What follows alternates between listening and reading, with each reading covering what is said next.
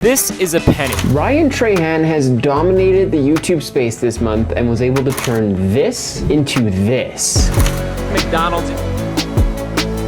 And if you're a YouTube creator, you need to know how this is changing the YouTube game forever so you don't miss out on the next big trend. Okay, so for those of you who don't really know what the series is, the basic concept is that Ryan Trahan, this guy, he's going across America starting in LA all the way to deliver a penny to Mr. Beast. The basic concept of the series is that he's trying to make every dollar he can off of that penny. So he's basically trading up and making his way across America. He has 30 days to do this, and along the way, he's collecting donations for Feeding America. Basically, for every $50,000 donation, he gets reset back to 1 penny.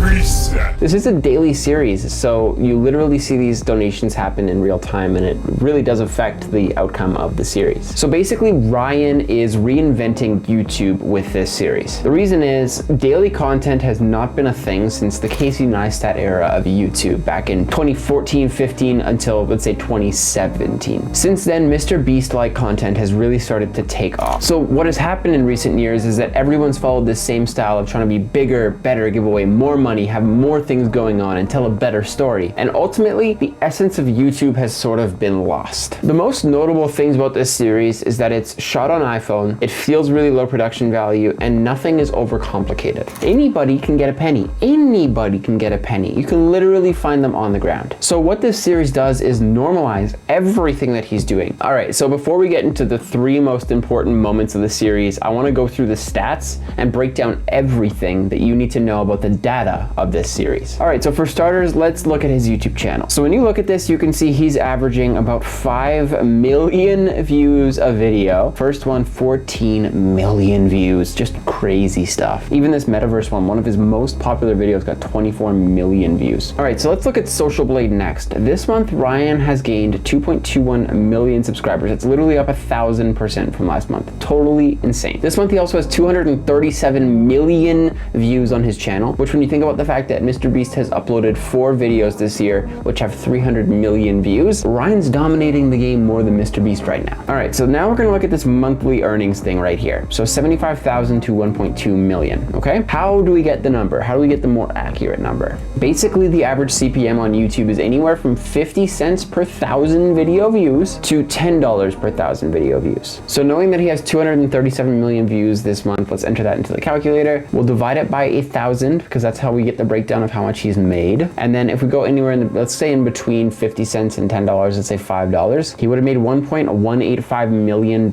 this month alone, which is totally insane. So when we look at the donations, he's raised $1.358 million this month alone, which is totally insane considering the goal is only $100,000. Now we've gone through the data, let's talk about the 3 most important points in this series. The first most important part in this series was when Shopify made their $69,420 donation. None of the videos in this series were sponsored. Basically what these donations allowed brands to do was to make a positive social impact to get rewarded in a video through brand recognition. Shopify not only gained a tax receipt through their donation to Feeding America, but they gained brand recognition from Ryan as well. A lot of these brands make massive donations for tax purposes at the end of the year, and this also provided a reward in the sense that they get that tax receipt and they get recognition. Now in the case of Kaiju Kingz, it's the same thing but a little bit different. Ryan gave Kaiju Kingz, that NFT project, multiple brand moments. Not only did he announce the donation when it happened, but they're at the end of every video in the number 2 spot every single time. And he literally got their logo tattooed on his leg. They have a lot of brand recognition. Point being,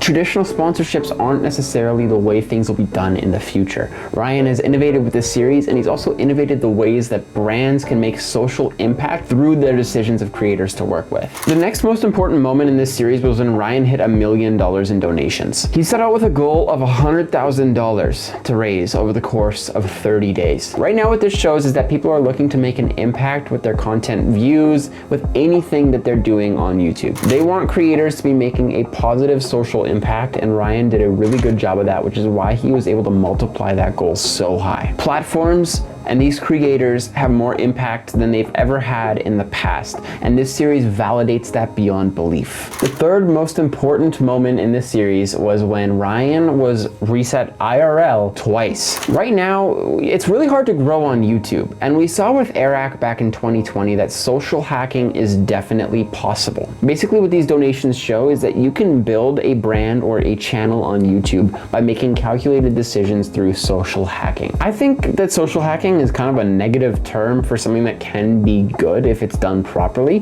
but basically the definition of social hacking is the act of attempting to manipulate outcomes of social behavior through orchestrated actions. In this case, you want to gain subscribers, you want to build a platform through orchestrated actions or orchestrated setups with other creators. If you're building a channel right now, Ryan's showed us that there's a ton of opportunity for everyone, and you can figure out ways to build your own channel, whether it's through social hacking, creating your own series, whatever. All right, so what does this actually mean for the YouTube platform, and how can you act today as a new creator? So basically, I think the Mr. Beast era of YouTube is coming to a quick close, and people want that traditional feeling YouTube again. With streaming services like Netflix, Disney+, Hulu, all of these, there's been this competition for the best quality content recently, and it's annoying. It's just constantly higher quality, higher production value, higher stakes, and I think a lot of people are tired. So what Ryan's series is doing is it's allowing people a chance to create something raw and natural, to get back to that human feeling of content. And I think there's going to be 3 factors that matter most in a video moving forward. Number 1, social impact. Are you as a creator doing something to positively impact the world, or are you doing something exclusively to build a brand and to build clout for yourself? People want to support things that go beyond whoever they're watching and go beyond whatever they're doing for themselves. Number 2 is involvement. People want to be a part of these YouTubers' lives. There's a relationship that I discussed in a previous video where it feels like we're friends with our favorite YouTube creators. The screen creates a relationship, and effectively what we're able to do